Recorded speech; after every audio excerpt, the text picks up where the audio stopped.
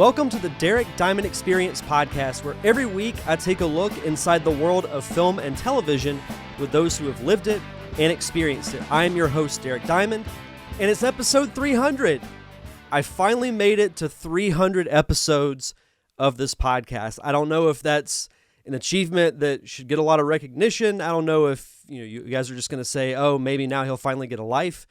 But it's been an absolute blast these past 300 episodes. And on one hand, it seems like just yesterday that, I started this venture with doing my own show. But on one hand, it feels like another lifetime because it's been a very long journey. And this podcast has gone through many changes. Some I think have been for the better. Some, might be questionable. But all in all, I've had an absolute blast doing this podcast and hope to continue for another 300 episodes. So thank you to those who are watching live on Facebook, and for those who will be listening or watching on the download.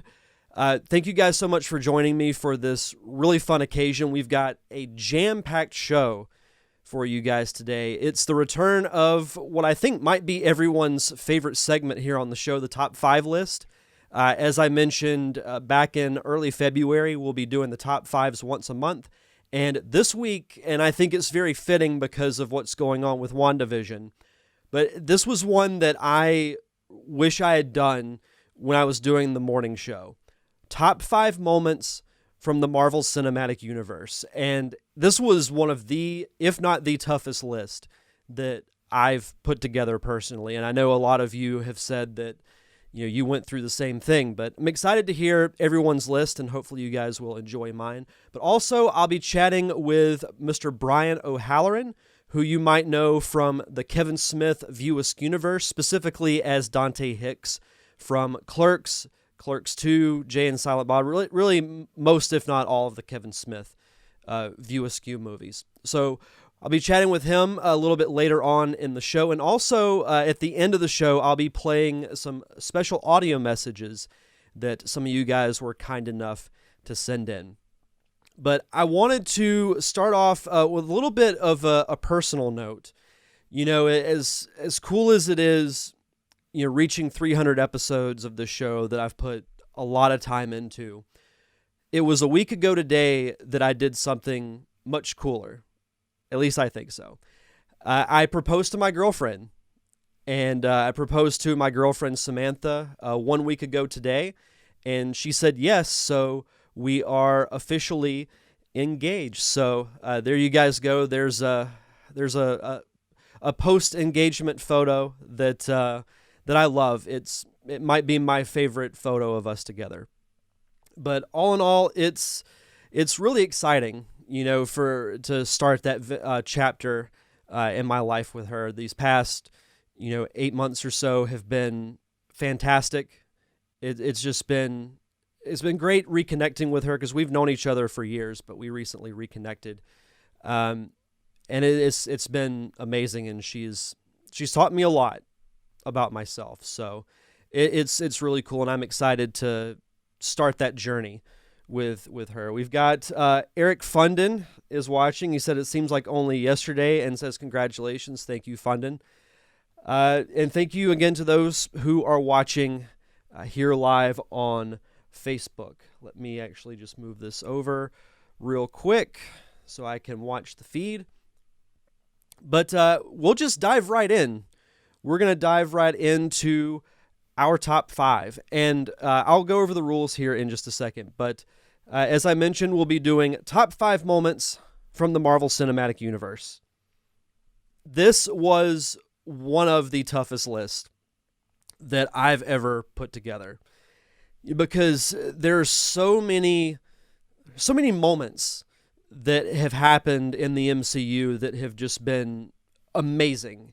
And it's so tough. This would have been a tough top 10 list, just because you can think of really at least one good moment from most of the movies. I mean, some have been misses, but you look at the Marvel Cinematic Universe and they've had many more hits than misses, and each of those hits has one moment that's pretty good that stands out above them all. So yeah, this was really tough, but I'm going to start how this is going to work for those who have not watched or listened to the top 5. I'm going to list my honorable mentions, and then I'm going to go from 5 to 1, list my choices, and a brief explanation why. And for those who left their list on Facebook, on the Derek Diamond Experience page, I'll be reading off your list as well after that. So we're gonna dive right in here. Honorable mentions, and there were more that I could think of, but these were just the ones that really stood out. From the original Iron Man, the very end when Tony Stark says, "You know the truth? I am Iron Man." Just because it was such an oh crap moment. Like, one of the big things with heroes is that they keep their identity secret, and he was just going right out there and just admitting that he was Iron Man. Avengers Assemble from Endgame, of course, that iconic moment when all the Avengers are lined up and Captain America says those lines. You'll be been waiting since the initial Avengers movie to hear that, and you might be surprised that it's just on my honorable mentions, but I'll get to the reason why here in a bit. I put Come and Get Your Love from Guardians of the Galaxy. So leading up to the original Guardians movie, I had read a couple of the comic books, and to be honest, I was not impressed by them. I thought they were pretty terrible, actually. So I'm thinking, okay, this is going to be Marvel's big miss, because everybody was waiting for it to happen. But from the moment that Peter Quill put on his headphones and started listening to Redbone's Come and Get Your Love, I knew it was going to be in for a fun experience. And I love the Guardians movies. Both of them are up there on my list of favorites. I put Yandu's Revenge from Guardians 2, basically when he gets his mohawk back and just makes the little needle thing go all through the ship and practically kills everybody. And the music that was set in the background and all the slow motion, cool effects and everything just made that scene really cool. And then finally, I'll just simply say this: Dormammu, I Have Come to Bargain. That sequence with Doctor Strange was so good. My number 5 is the Avengers Initiative from the original Iron Man. This is the post-credit scene that started a trend of getting people to stay in the theater through the credits. And I had the scene spoiled for me on an IMDb forum. That should tell you how long ago that was.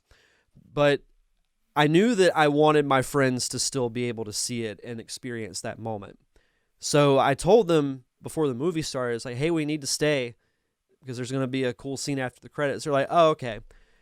And then the movie ends, they're all ready to leave, and I convinced them to stay, and they loved it. That whole, just the line, I'm here to talk to you about the Avenger Initiative. Just mind blown when that happened. Number 4 is Hulk versus Thor from Thor Ragnarok. That entire fight between those two was awesome. I think Planet Hulk, if you haven't watched the animated movie, Planet Hulk, definitely check it out. You'll see where Thor Ragnarok got a lot of its influence from that planet. So it was cool seeing an element of the Planet Hulk animated film being brought into the MCU. And their dynamic is just so good. Number 3, from Spider-Man Far From Home, the return of J. Jonah Jameson. I am a huge Spider-Man fan. Grew up watching the animated series on Fox. And a character that always stood out to me was J. Jonah Jameson. When the Tobey Maguire trilogy comes out in theaters, and I see it for the first time and watch J.K. Simmons' portrayal of Jameson, it was literally like the animated character came out of the screen into real life. That's how good he was. And if you notice, in the Andrew Garfield films, they never recast that role. And I'm so happy that they brought him into the MCU. I audibly gasped when that happened. And there have been very, very few moments in film that have made me do that. Let's see, we've got, who all do we have here? We got Jason Robbins is in the house, as well as Jennifer Pugh. Thank you guys so much for watching. Number 2 is the snap from Infinity War. It was a very sad moment, but even from a technical aspect of it, the little nuances that happened in that scene, as soon as the snap happens, there's no more music. There's no score or anything. It's just silence other than the dust being blown away in the wind. And it's such a rare thing for the villain to win. And to see it happen on that magnitude, the fact that Thanos wanted to essentially commit genocide in a way, and he succeeded. The villain won. And we never really see that in movies. Also, Reagan Bell is in the chat. Thank you for watching. Yeah, and you could hear a pin drop in that theater after opening night when that happened. When the credits pop up, everyone just got up and just kind of slowly walked out. Not a single sound. But my number 1, and I feel like this is probably going to be fairly consistent on everyone's list, it's when Captain America grabs Thor's hammer in Avengers Endgame. And one of my biggest regrets in my movie watching time on this earth is that I did not go to see Avengers Endgame opening night. Now, I had good reason because my friends, the Unicorn Wranglers, were doing a show in Panama City. We did go see it the next morning. And when that moment happened, I actually yelled, "Oh shit," in the theater because I was like, oh wait, he could do that. I forgot. It was just such a cool moment. And I've watched reaction videos on YouTube of theaters when that happened, and it was just incredible. I love moments like that in movies. And even the whole fight sequence after that, when Captain America brings the thunder down onto Thanos and uses the hammer and hits his shield and creates like the giant sound wave. It was just so cool, and it reminded me of the Marvel Ultimate Alliance video game that my friends and I played back in our younger days. Let's see. Oh, Reagan says, but better than that snap is Tony Stark's snap when he says, "I am Iron Man." So good. That sad ending, but still so good. So we are going to get into everyone else's top 5 list, and this first one is a good one. This is from my fiance, Samantha. I am Iron Man. Great moment there. And she also lists a few different moments from different films. So from Captain America, this is why you were chosen, because a strong man who has known power all his life will lose respect for that power. But a weak man knows the value of strength and knows compassion. And then Dr. Erskine, don't do anything stupid until I get back. How can I? You're taking all the stupid with you. The interaction with Peggy and Steve. Peggy, you must have danced. Well, asking a woman to dance always seemed so terrifying. And the past few years just didn't seem to matter that much. Figured I'd wait. For what? The right partner. From Winter Soldier, and I love this line. Before we start, does anyone want to get out? And I'm with you until the end of the line. From Civil War, Steve and Tony fighting, Spider-Man showing up. That would be a good honorable mention for me too. Just his debut was so good in the MCU.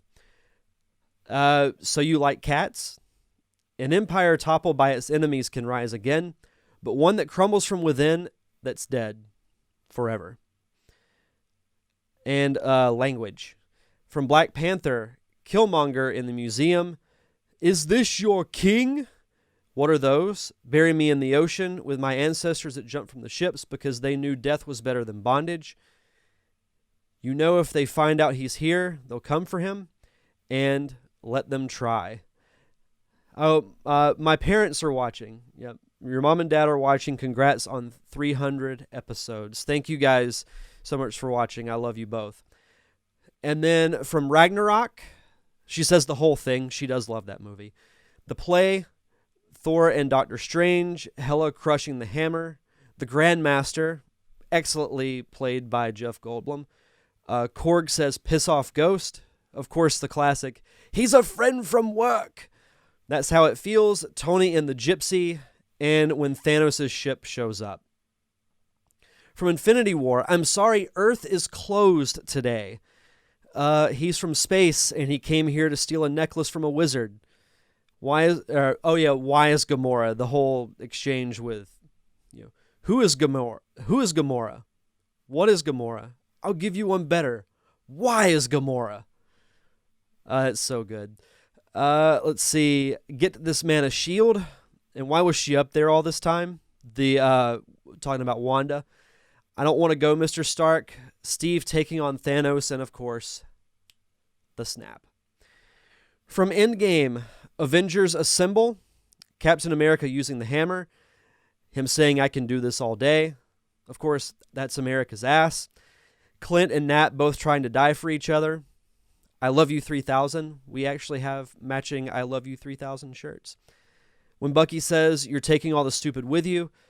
And, of course, the end with Peggy and Steve dancing. If that doesn't tug at the heartstrings, I don't know what does. Because to me, that was the perfect ending to that era of Marvel. Though as pessimistic as I was, and I think it was just from a lack of not knowing, I'm really excited for the direction that Marvel's going so far with WandaVision. Of course, we've got, if you're watching this live, we have the finale later this week, and very, very curious as to what's going to happen with that. Let's see. So getting on to some more list. Tim Spivey. I'm not even trying to keep it to 5. These are the moments that were the most memorable to me from the 23 movies. Honorable mentions. Vision lifts Thor's hammer. I'm not even going to attempt to pronounce the name. I meant to look up the pronunciation, but I did not. These are from Age of Ultron. Vision lifting the hammer. Captain America ripping the log in two, and Thanos saying, fine, I'll do it myself. Oh, and also language from Age of Ultron. The Captain America elevator scene from The Winter Soldier. From Ragnarok, what are you the god of again? I love this line too. Guardians of the Galaxy Volume 2. I'm Mary Poppins, y'all. Infinity Wars, The Snap, and Iron Man Snap from Endgame. Number 5, Hulk smashing Loki from Avengers. That's up there too. Thor versus Hulk from Ragnarok. He also says, I have been waiting for the MCU's version of Planet Hulk for years. Carlos Longoria has joined the show. Welcome, Carlos. Thank you so much for watching. Number 3, Cap catching the hammer from Endgame. Iron Man is saying, I am Iron Man from Iron Man. It's a lot of Iron Man. And Avengers Assemble from Endgame. Oh, I forgot. Rampage.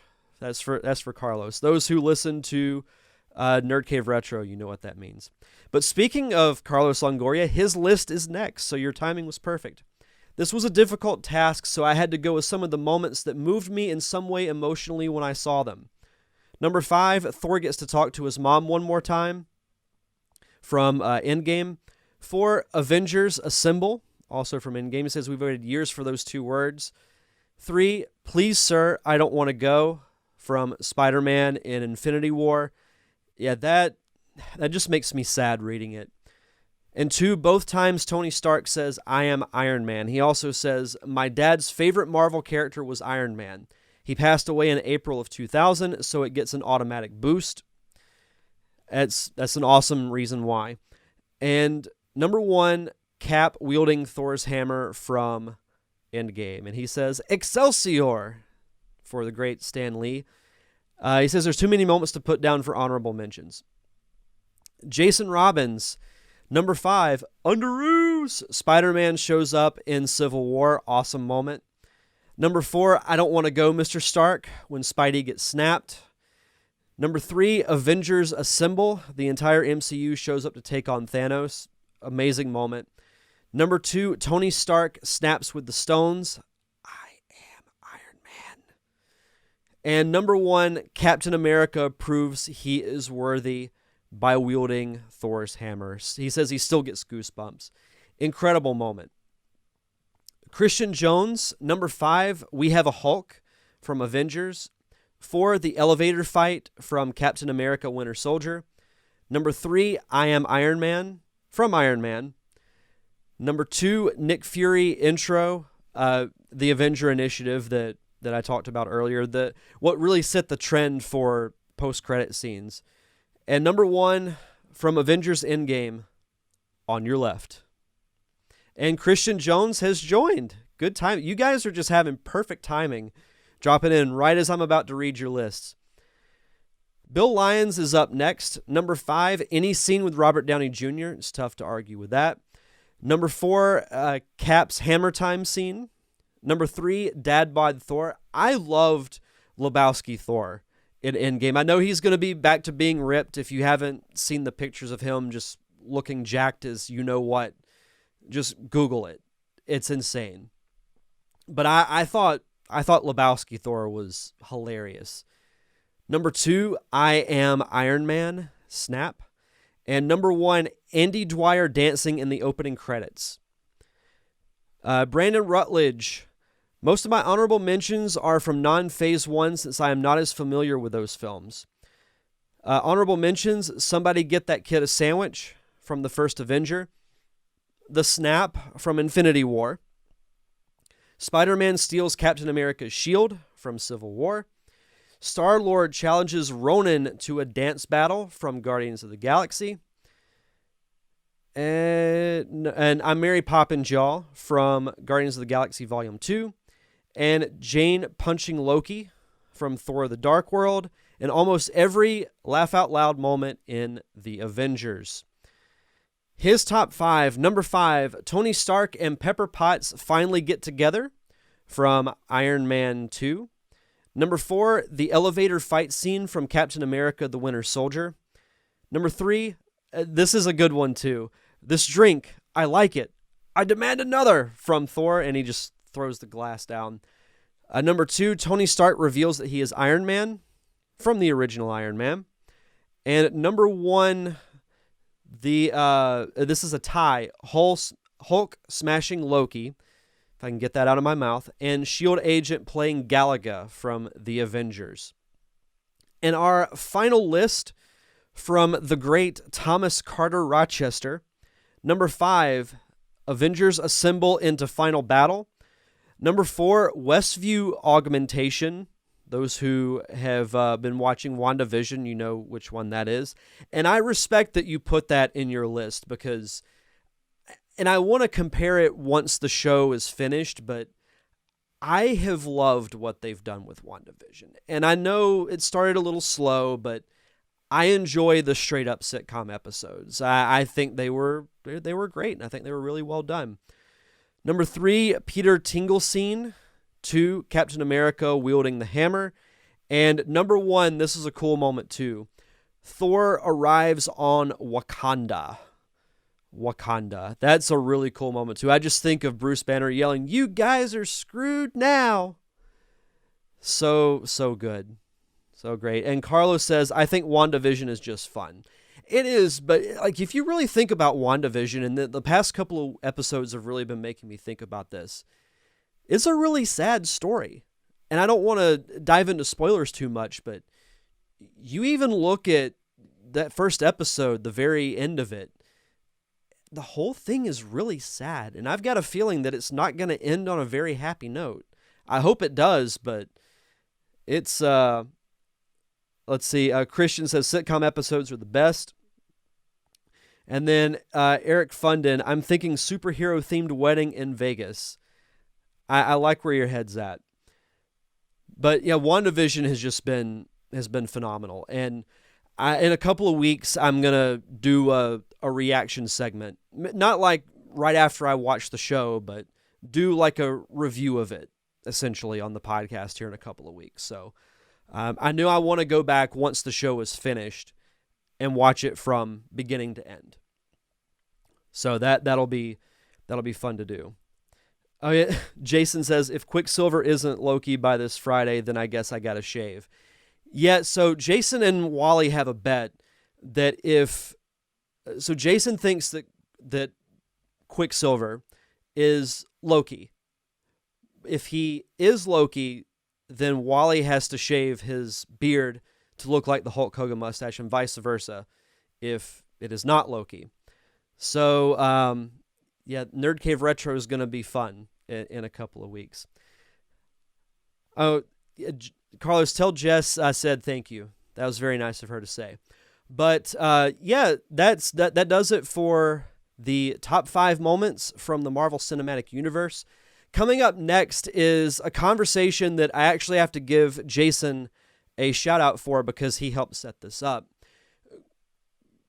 Into my, I guess, aspiring filmmaking career, or at least that side of my life, there was a movie I watched called Clerks that really hit home with me in the sense that it's something that could be done, because you look at filmmaking now, really anybody can do it with a phone, because you have iPhones, Samsungs, they all have great cameras. You can go out and you can make something, but in the 90s it was considerably more difficult to do. And writer-director Kevin Smith, along with his cast and crew, made a movie by maxing out credit cards, using locations they had access to, and it really showed that if you really put your mind to it, that you can make a film if it is what you want to do. So I got to chat with Brian O'Halloran, who played the role of Dante Hicks in Clerks and other installments of the Kevin Smith View-esque universe. For those who are watching live, I do want to give a heads up. So this interview is actually pre-recorded. We did this interview a few weeks ago, but I wanted to save it for the occasion of the 300th episode. So you guys are going to check out the interview, and then we'll come back for closing and some fun audio messages that you guys sent me. So hopefully you guys are enjoying the show so far. But here is my conversation with Mr. Brian O'Halloran.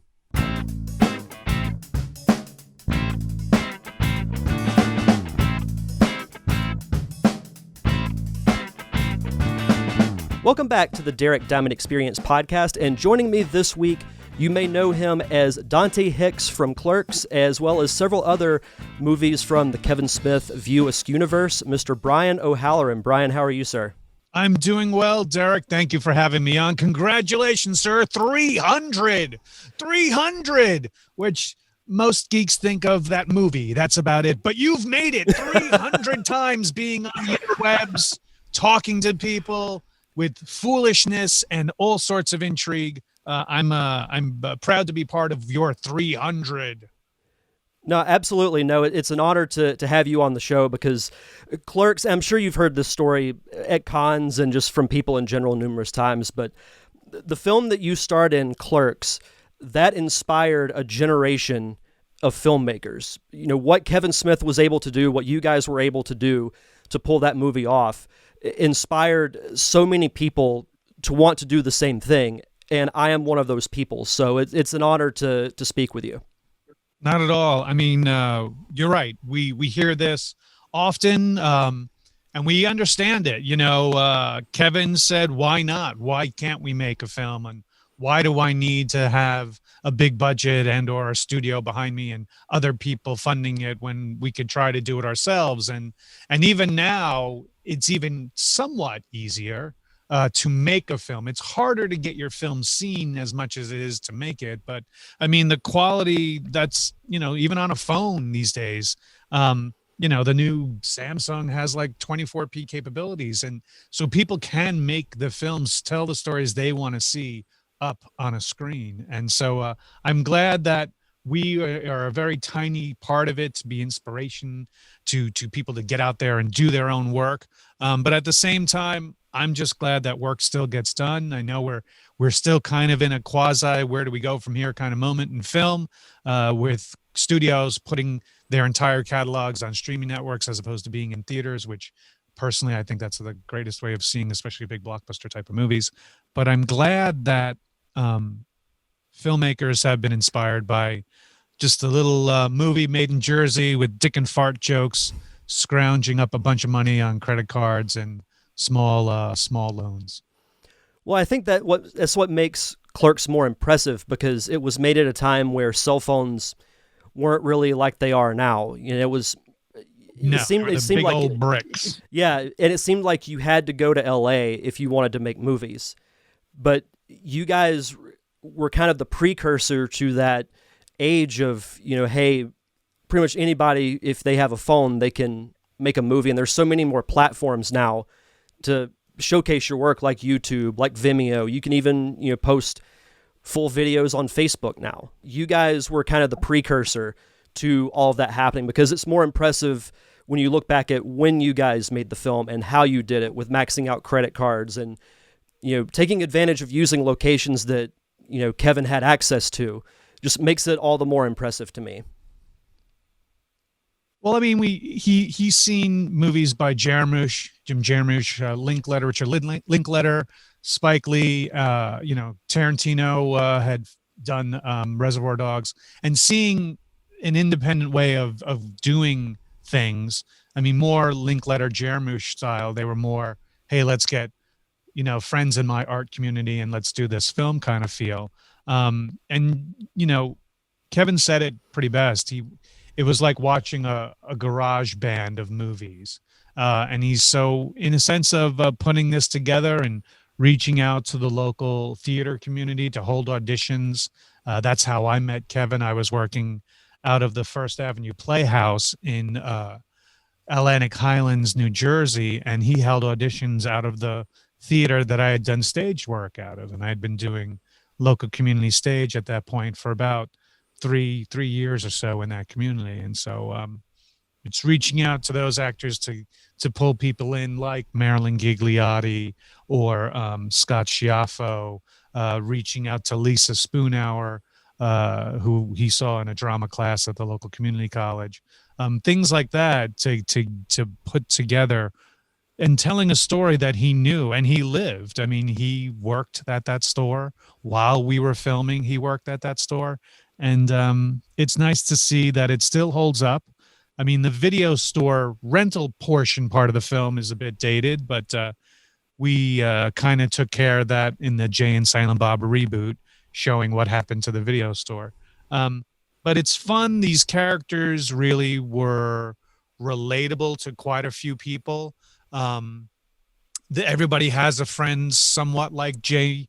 Everybody has a friend who doesn't know where they want to go with their life and kind of complains about it. They're their own Dante, and they have their wise cracking, hey man, life is good kind of, Randal in their life. So, and same thing with issues with girlfriends or boyfriends, with commitment and whatnot, where Veronica and Caitlin work into the story.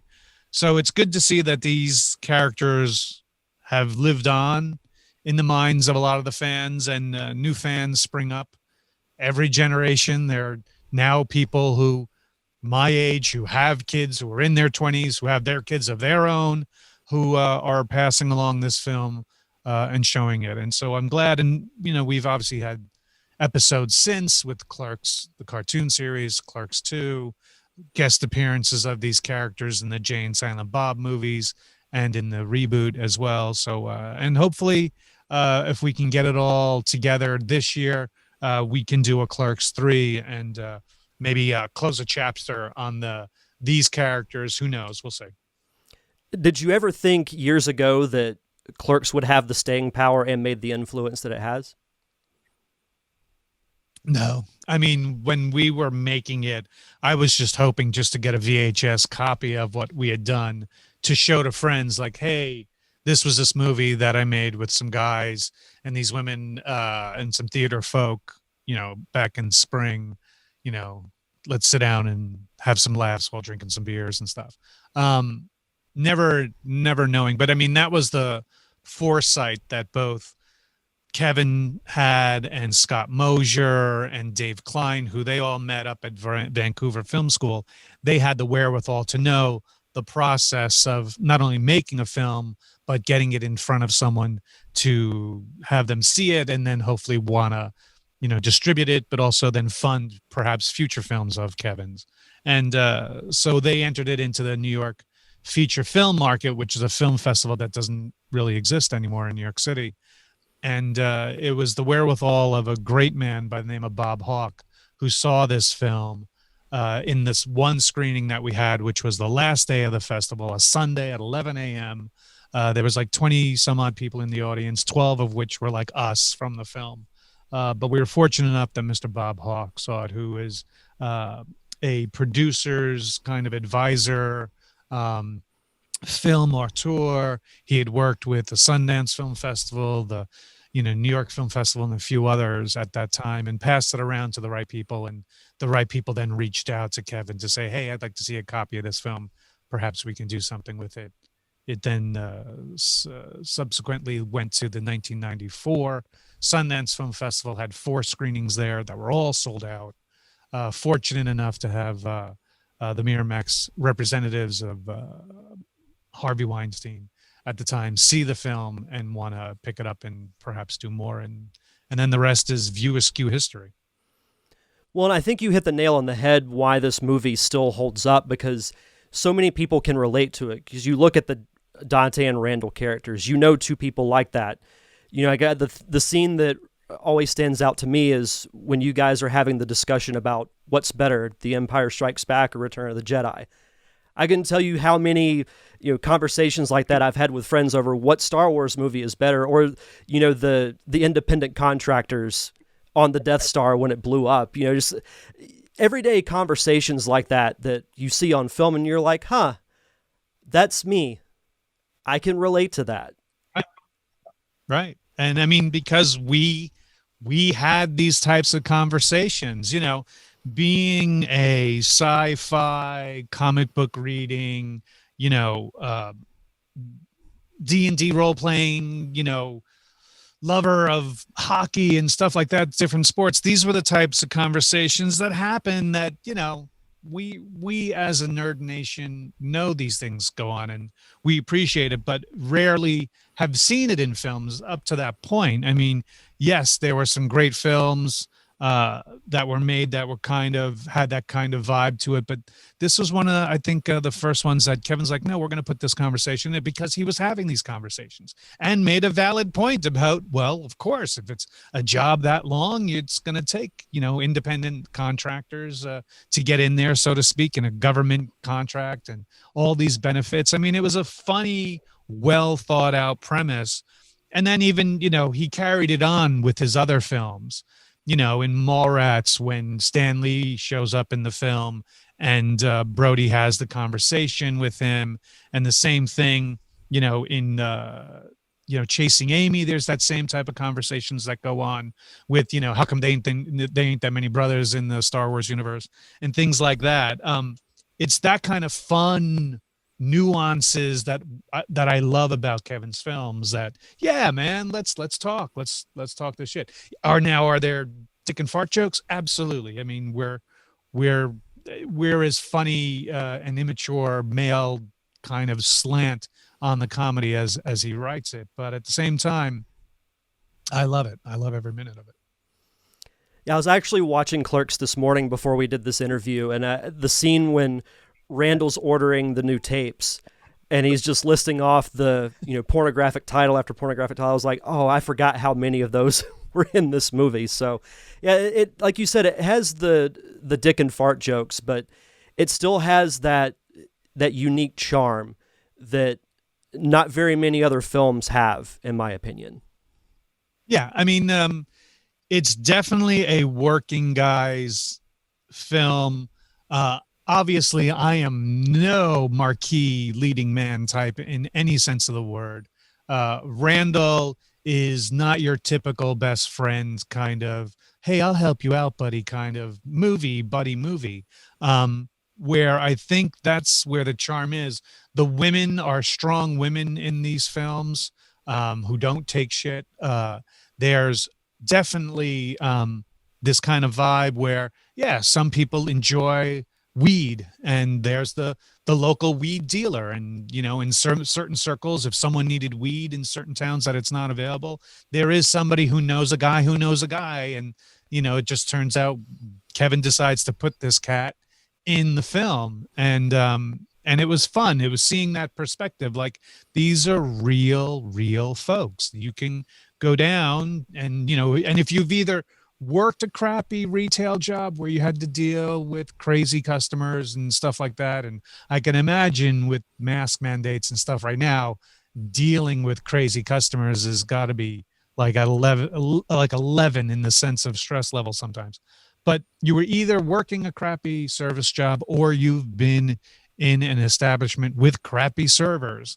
And it's that kind of thing where I think everybody relates to it. There's convenience stores all over all over the United States, if not all over the world. You can't drive like 20 miles without even a gas station having its own convenience store. So I think the relatability of it all is testament to its wide appeal. Absolutely. So to backtrack a little bit, before this film, did you have acting inspirations for film? Because I know you also have done work in theater, right? Yeah, leading up to making the film in '93, I was doing community theater and working, and then worked with professional theater groups after that. So yeah, as an actor, acting for film was definitely one of my goals and what I wanted to do. I'm glad that Kevin had chosen me to be a part of this film to portray pretty much, as he said in other interviews, himself. Kevin wrote pretty much Dante as himself and his good friend Brian Johnson. If anybody's fans of Tell 'em Steve Dave or the AMC show Comic Book Men, he's the Brian Johnson, the bearded guy who also wrote and directed me in the movie Vulgar. His take on the world was Randall's take on the world. And so it was pretty much, Kevin wrote the things that he most likely says as himself, as Dante, while Randall was the things he would wish he could say to customers, at the store that he really worked at. So it's those type of things that I find really, really great, is that he took what he knew and put it into this. So and in far as going on with more acting, it was great because after this film got picked up, Kevin then asked me to be part of Mallrats, then Chasing Amy, then Dogma, and then come back for Clerks 2, and then Jay and Silent Bob Strikes Back, and then the cartoon series was something that, as incredibly short-lived as it was because of the lack of vision that the folks at ABC Disney didn't have to see that this could have been a huge property for them. Hopefully one day we can get back to it. I always joke that we can go back to doing the animated series when we physically are just okay. It's just sad now they just look sad. Let's put them away, but our voices are still legit. I think that's what's probably going to be our fallback at some point.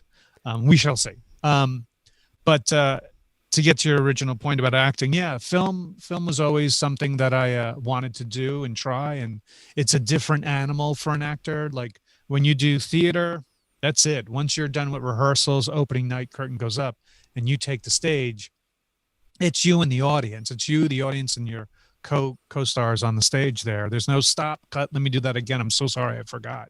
You take a story from beginning to end. You take the characters from beginning to end. You get that immediate feedback from an audience with their laughter, or if it's a drama, whether there's tension in the air or emotion of crying or whatnot. As an actor, I love doing live theater, and I miss doing it. The beginning of the lockdown last year, me and a couple of my theater friends had done 3 shows via Zoom, where we invited fans to a Facebook page called Quarantine Cabaret, and we did 3 shows. It was free to the audience who logged onto the Facebook page. We would keep up the recording for about 48 to 72 hours and then take it down as per the author's requests and stuff like that. But that was a fun way to keep that interaction going. But as far as film is different. It's usually not shot in logical, linear, sequential order. Sometimes it's location based, meaning that we have to shoot this first because we only have the location that we need specifically for this amount of time, or certain people's schedules don't fit the timeline of shooting. So that keeps you on your toes as an actor, because you need to know where in the timeline your character is emotionally, physically, and stuff like that. And you have to remember that if you go back in time or go forward and jump ahead and shoot something that's forward in time. So, but I enjoy it. I enjoy shooting film with every filmmaker I've worked with, especially independent filmmakers. I love that collaborative feel. And that's something that's been a recurring thing that's been talked about on the show too, is especially on indie film, because you spend so many hours together, you almost become like extended family. Yeah, there is. It's just like a dysfunctional, family as well. There is drama sometimes. Sometimes there's little side romances going on with crew members and other cast members. Sometimes it's a revolt. Like if things aren't going well enough, there become sometimes interventions and stuff like that. But for the most part, it's usually a lot of fun. You show up, you're working with incredibly creative and dedicated people, trying to pull together and get things done under, especially independent film, in limited budgets, limited kind of resources, limited kind of things. But in the editing sequences together, sometimes you can really, really, really polish some stones into some fine gems. And sometimes you can work on something, and no matter how much polish you put onto it, it's not going to live up to what you thought you started with. That's why it's always a crapshoot, but it's fun while making the crap. I like that. Fun while making the crap. And I can speak this from experience too. For those who want to do film, there's nothing quite like that feeling when you're on a set with everyone, whether you're an actor all the way down to a PA. It's like a family environment, and it's great to be around other creatives who, and if you're the director, if you have a cast and crew who are just as ambitious and just as passionate about the project as you, there's no other greater feeling. No, it's listen, there are many different professions in the world, many different jobs that you could be doing that day. But in the end, when you sit back, you're like, wow, I'm being a part of a film here. I'm making some magic here. I'm making hopefully something that other people out there will enjoy, will relate to, or I'll make my statement that I want to make as the filmmaker. And I'm a part of that. And, I could see it myself. It's not something that I can't get a point of view on. It's something that'll live on, for yourself, for you to share, for other people to look upon. It's in a weird way, it's documenting a segment of your life. Yeah, there's a part of my life where I did this, and it's a lot of fun. It's a lot of fun. There are hard days, and there's hard work, and there's a lot of preparation to make something good and easy. And 90% of the work that you see in the film happens because of preparation. If you prepare, get things right on the day of shooting, oh my God, it makes things that so much easier. I really respect production managers who are really good at logistics, who really know the nuances of this is what we need. We need porta potties because we don't have a bathroom for 5 miles from here, or we need a place to have a holding area for our extras or whatever. Make sure they're warm, make sure there's plenty of water, make sure there's plenty of whatever. Those little niches and nuances of producing pretty much is something that, the past 10 or 15 years now, I've been doing more of that. And I respect people who really can do it well. And, to let talent, so to speak, come on to set and not have a worry except their performance or their artistic work that they're putting on this just makes the whole process that much easier and that much more fun. Absolutely. No, there are quite a few what I call thankless jobs in film, like not the sexy role like the actor or the director, not the known type of thing. Like there's a full business side to filmmaking that to me doesn't get the recognition that it deserves. And like you said, production manager, to be able to plan out so much with so many moving parts and that things can change at any point in time for whatever reason that might be. Yep. Don't get enough credit that they deserve. Yeah. I mean, you have people like location managers who have to negotiate locations, not only just like say a restaurant to film in a restaurant scene, but also then to negotiate, hey, I need this much of the parking lot for my camera truck, my, catering. I have to put up a big party tent to have all these tables for food. I mean, there's those type of things. And then also just the perimeter of security, the guys that are standing at the end of the street, holding traffic while you can get a shot down, while people are like, hey man, I got to get to work. And they're like, we're filming. I'm sorry. So you're going to either have to go around or you're going to have to wait. What is this? Tom Cruise? Who's down there? And then you find out there's no one that they know that's in the film. Like, come on, or always the fun question of when someone's shooting something, inside of someplace. I'm like, hey, what are you doing? A porno or something? You get all sorts of knuckleheads that try to, squash the game. But there are folks that, are out there doing this. There's costume designers who are, on the fly repairing costumes if they have to, if they don't fit right, or if they have a large scene with tons of extras, making sure everybody fits whatever the scene calls for, and makeup artists and sound designers. And then there's the grips, the guys that literally do the heavy lifting of lighting C-stands, and the guys that are bringing the cable from the generator over. And these are incredible things. That's why when I petition to local legislatures about upping state tax credits for filming in your state, it's because the money isn't going to the Ben Afflecks of the world or the Jim Carreys or what have you.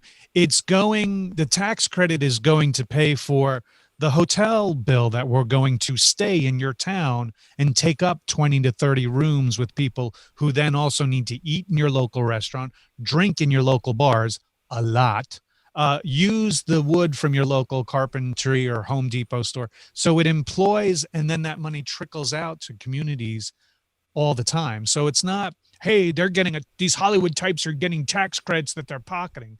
No, it's actually helping so we can hire more people locally. We don't fly in carpenters all the time. We may fly in set designers because they have the plans and they have certain people that they want in key positions. But for the most part, you're getting hired for drivers, local drivers to drive, cast and crew from the hotel to set and locations and different things like that. And you're hiring local caterers, you're hiring local makeup artists for the most part, for, extras especially. And you're hiring, tons of people to do things from communities. And that's the thing I think some people don't see what the film industry does to local community, especially independent films. Independent films are pretty much filmmakers from the local area hiring from the local area. Nope, you're absolutely right. So as we start to wrap up here, there is one independent film that I have to ask you about, because two of my good friends wrote this film, Monsters Anonymous. You played the role of Dracula. How was it making that film? Monsters Anonymous was a lot of fun. First of all, it was approached to me by a good friend who I've worked with before, Jeremy London, as you know, from Table of Five, Party Five, and Mallrats, and tons of other films and television shows. He had reached out to me, as a matter of fact, just before Pensacon, a couple of months prior to Pensacon in Pensacola, Florida, a few years ago. And I gave him my yes, I will do it answer at Pensacon that he was at there as well. And he was like, oh my God, this is awesome. When they raised the money to get it done, and I flew down there to the Mississippi area to film, it was a lot of fun. Now, I go back to Dracula because I've done 3 productions of the stage play of Dracula, where I played Renfield, the real estate agent that eventually falls under the spell of Dracula and assists him in transportation and finding of the victims and whatnot. And so I've always enjoyed the mythology of vampires and Dracula. As a matter of fact, I have like 4 or 5 different vampire Dracula based artwork around my family, the rec room down here. And I really liked his take on these classic Universal monsters being part of a therapy group, because people in today's world don't find these monsters not scary anymore with zombie movies and movies like Saw and Hostel and stuff like that. So it was an incredibly funny premise. He brought on some really great fun writers on board and incredible local talent. These were people who attended Jeremy's acting school and acting classes there in Mississippi at the time. Some really fun people. He brought in his brother to be an assistant director. And then he started to cast some really fun things, some fun people involved in it, brought in some really great makeup artists for the special effects, and just great actors. Like, yes, they were part of his class, but they had raw talent and really great presence. And so it was a weekend of fun. It took about a weekend to shoot the film. It had toured some film festivals around the country. I really enjoyed it. I know there was talk about doing a sequel to it at some point. So maybe if we can get it all together again and do a sequel to it, it'd be kind of fun, or a spin-off of some sort. Even when I first read it the first time, I said, wow, this could be a hilarious, like 6-episode YouTube series that, even if we shot 3 episodes in one 5-day stretch, and added to this, and then just do 6 episodes a year where we take a week, get all together for a week, shoot the 6, episodes of a half an hour, 20 minutes to a half an hour long each. I think it'd be something the fans would enjoy. So if that is to happen, I would be on board with it again, and would love to work with both Jeremy and Jason and Wally and everybody who was a part of the original production. Yeah, Jason and Wally are very proud of that movie, and rightfully so, because it's hilarious. It looks great. Like you said, the acting from top to bottom was very good. It's a really, really good short film, and it's on Amazon Prime. For those who might be watching or listening that haven't seen it, definitely check it out on Amazon Prime. It's a lot of fun. But what's one piece of advice that you could give to someone who wants to work in the film industry?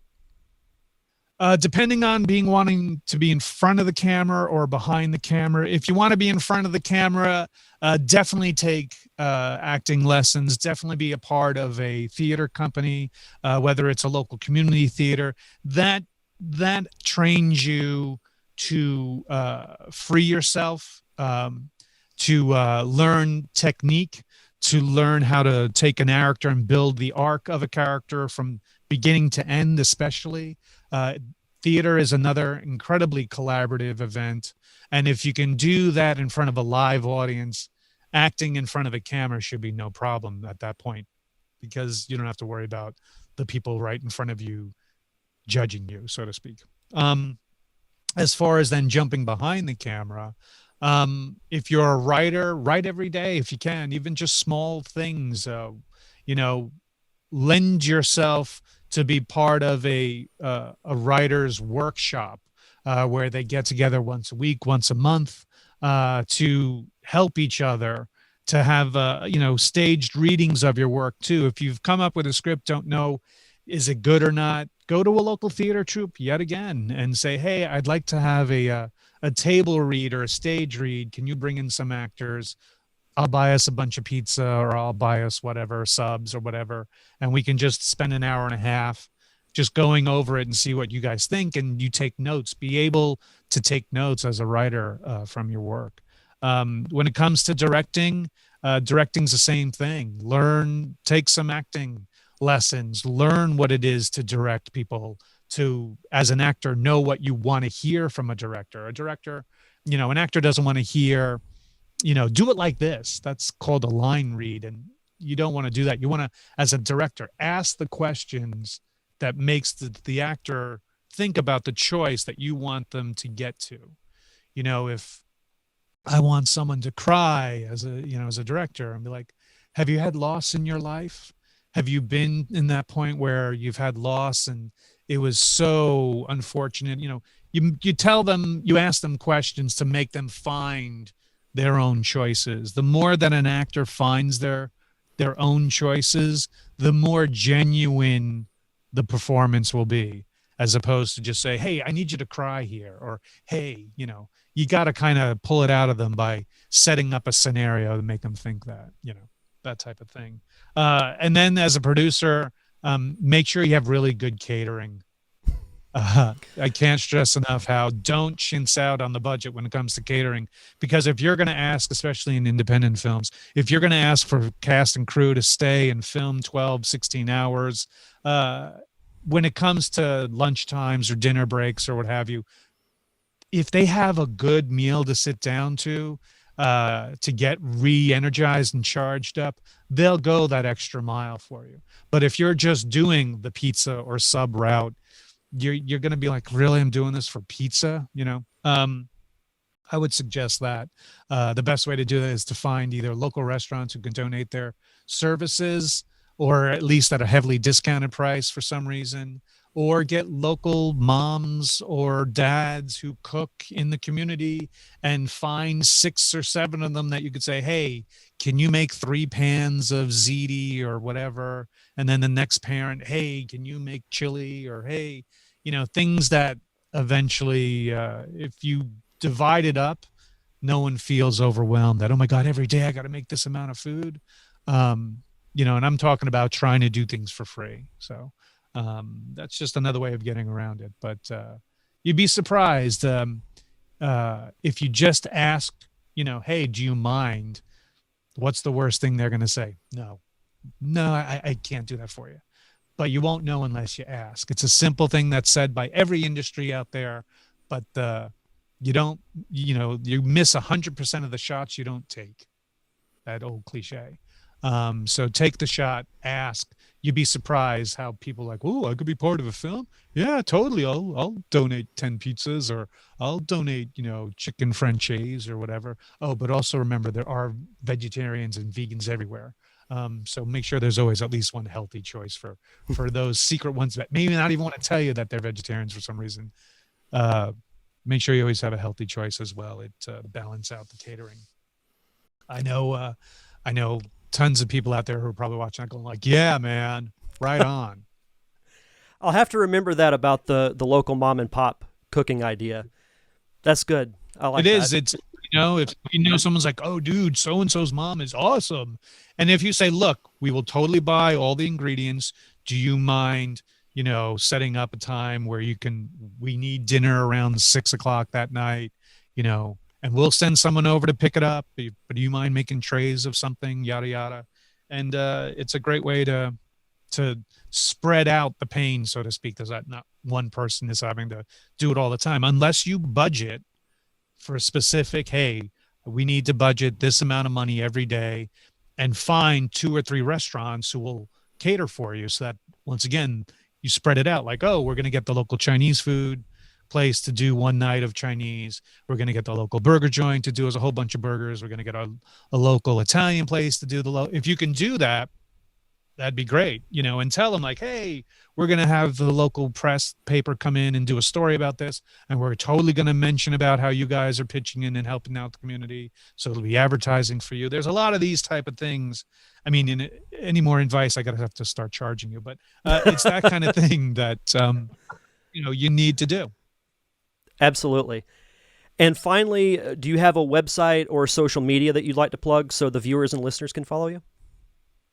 Sure. So if you want to follow me on social media, these are the addresses there. Facebook, Brian C. O'Halloran. YouTube, C. The O'Halloran. And Twitch, Brian C. O'Halloran. I do have a podcast of my own, The O'Halloran. You can find that on Facebook /The O'Halloran, YouTube, The O'Halloran, and Twitch TV, Brian C. O'Halloran. Twitter, you can follow on The O'Halloran, and Instagram, The O'Halloran as well. Fantastic. Well, Brian, thank you so much for taking the time to do this interview. This was fantastic.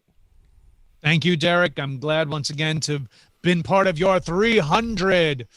Derek! That was my version of Sparta for some reason. So there you go, Derek. I'm glad I've had the experience with you. I hope the fans enjoyed this segment. I know you have a lot more segments in this spectacular show you have going on here. I'm glad to have been a small part of it. Thank you so much to Brian O'Halloran for that awesome conversation. So much knowledge was dropped from him just about all aspects of the film industry. He's someone that if you're a filmmaker, you want to pick his brain and you even want to have him on your set. One of my personal favorite interviews that I've ever done. But moving on real quick, before we get into the audio messages, I did miss a top 5 list. So we're going to go back and do that real quick. And this is going to be from former guest of the show, Mr. Jonathan McIntosh. Pull up his list here. All right, so his top 5, number 5, Captain America picking up Thor's hammer. Number 4, Spider-Man's MCU debut in Civil War. Number 3, from the original Avengers film, the Hulk smashing Loki. Number 2, Captain America rescuing the Howling Commandos. And number 1, Fury's cameo at the end of Iron Man. I love there's a lot of consistencies with the Marvel list, but there are some good differences. I dig it. But back to what I was saying about Brian O'Halloran.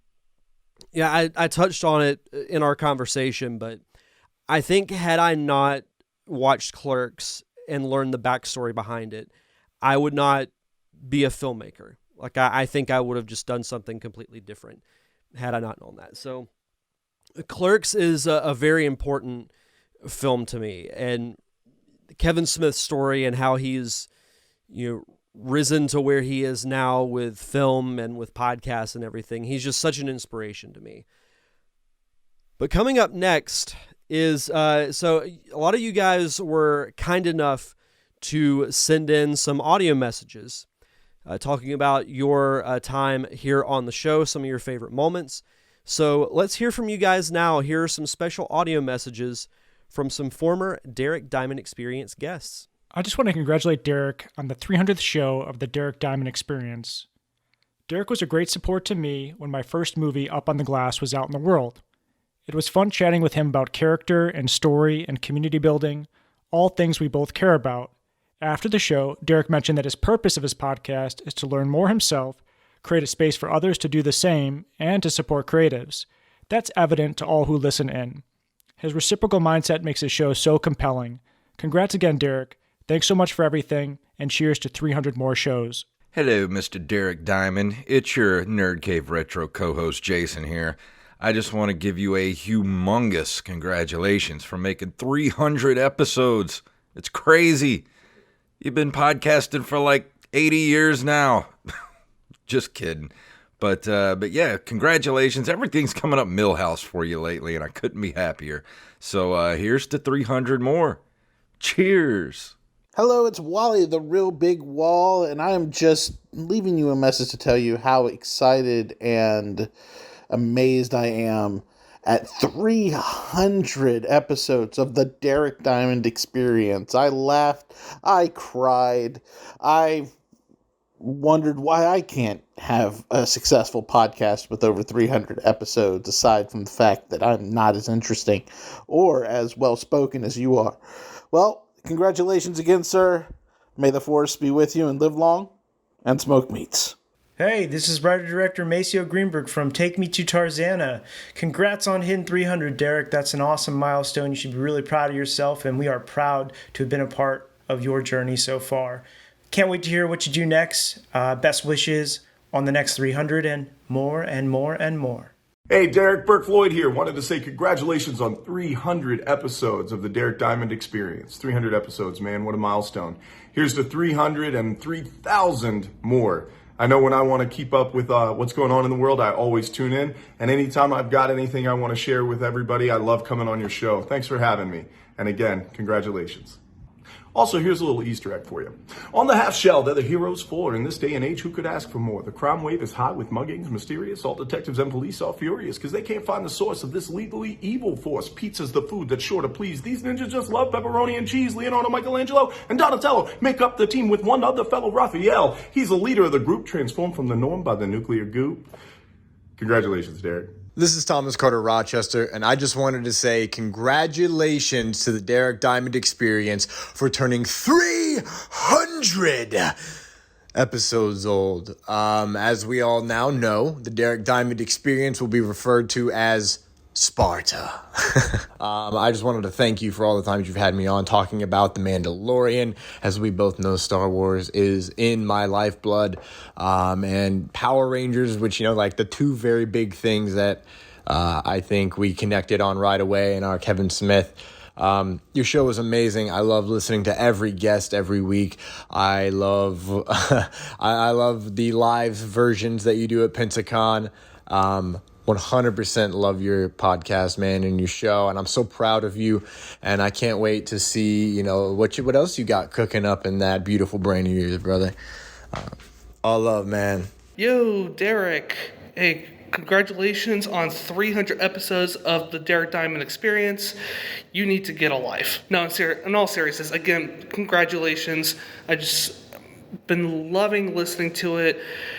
From the early days of the podcast, everything from the roundtables to the top 5 lists, it's just always been so much fun to listen to this podcast. I mean, some of my favorite moments, I love the Haters Roundtable, especially because just hearing our friend Josh Gay just go epic on whatever he was ranting about.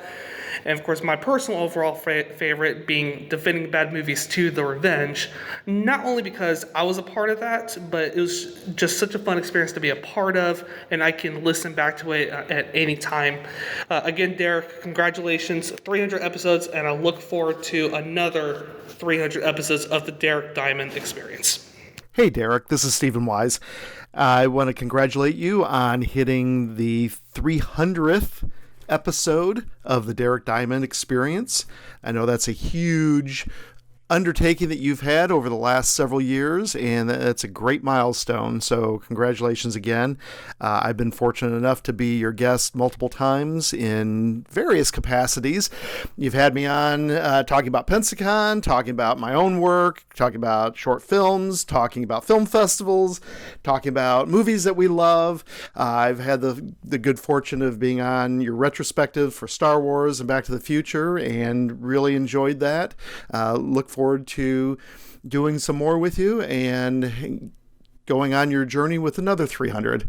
So good luck for the future, and again, congratulations. Fantastic words from you guys. Thank you again so much.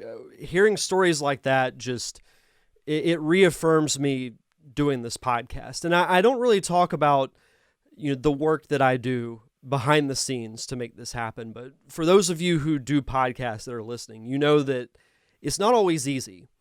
And at times it can feel very much like a second job. Like I did a lot of work getting the show ready, because there are a lot of podcasts that don't make it to 300 episodes. If you do a search on Apple Podcasts, you'll see so many shows that don't make it past 5.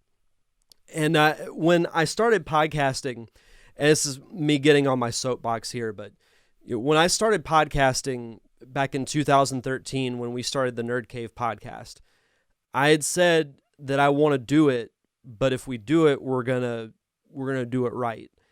And I had that same mentality when starting my show. And on one hand, it doesn't feel like 300 episodes, but I do it because I love learning about film. I've said before, the reason why I initially switched the format from variety to strictly film was for me to learn myself, because I didn't go to film school. So I thought, why not use this podcast as an outlet to learn that? And through that, I've had people tell me that they learned some things from previous episodes of the show. So it's really cool to know that, in a way, doing this is worth it. I'm getting something out of it. The audience is getting something out of it. And I've enjoyed you guys being along with me for the ride. And I hope we do 300 more shows. I hope we do 3,000 more shows. It's going to be crazy celebrating 1,000 episodes of really anything, much less a podcast that, I didn't know in the beginning how long the show would go. And here we are. we're at 300 episodes. But so Carlos asked an interesting question. He asked, when will the Parker Syndrome be available at any point soon? So I'm waiting on one more submission for a film festival that I should know by the end of the month. Once that is done, the Parker Syndrome's festival run will be completed, and I'll be looking to release it on Amazon Prime. So hopefully that'll be out later this year. I'm not sure what the logistics are as far as making that happen, but it is something that I'm looking into. And as far as other film projects, I've been working on a script off and on really since the Parker Syndrome was made. But I know it's also been, we shot the Parker Syndrome over 2 years ago now, which is crazy to think about. And I'm ready to make something else again. So I've been working on a script and hope to shoot it, at some point during the summer, depending on what happens with baseball and how I can balance things out there.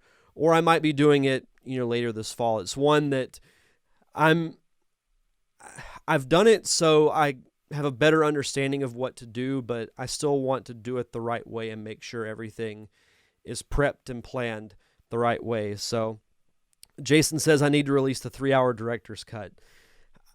I don't even know if we filmed 3 hours worth of footage, much less for me to release a director's cut.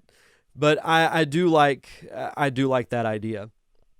That would actually be really funny. Just, I don't know how I would fill 2 hours and 45 minutes, but I'm sure I'll figure something out.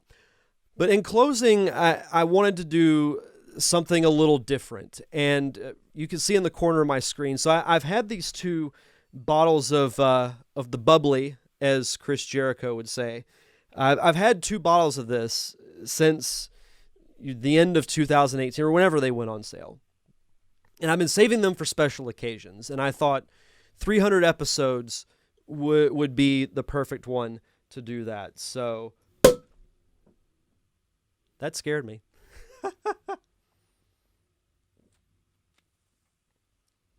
Here's the 300 episodes. If you'd like to follow the show on social media, I'm on Facebook, Twitter, and Instagram at D Diamond Podcast. That's actually pretty good. If you want to subscribe to the show, I'm on Apple Podcast, Stitcher, Spotify, anywhere you get your fine podcast for free. And if you would, please leave a review. The more reviews I get, the more visible I become to the podcasting public. You can follow my close friends, the Unicorn Wranglers, on social media at Unicorn Wranglers. They provide the theme music for the podcast and have done so for the majority of this show's run. I know I used some generic music in the beginning, but for the most part, I've used their music. I like their music. I like their sound. They're good friends of mine. So definitely go give them some love on social media. You can find their music on Apple Music, Google Play, and Spotify. And also, I forgot to mention for next week's show, a really special interview that I did with a filmmaker named Thomas Keith. He and I talked about his latest documentary called Bullied, and it's one of the most powerful documentaries that I've ever seen in my life. And to give you a tease, it made me so uncomfortable that I had to watch it in phases. Like, there were times that I could not physically sit through it. So there's your tease for next week's show. And I'll also be discussing the Superman reboot that's been talked about, specifically on The Hollywood Reporter, with J.J. Abrams attached to produce. So I'll be talking about those 2 things. You can also follow me on Patreon at patreon.com/DDiamondPodcast if you want to give some love there. I will be making some tweaks to the Patreon within the next week or so be on the lookout for that. That's going to do it for episode 300 of the Derek Diamond Experience. And again, thank you guys so much. I'm very humbled by your support, your feedback, and just following me on this crazy journey of podcasting. And we'll see you guys next week for another exciting episode of the Derek Diamond Experience podcast.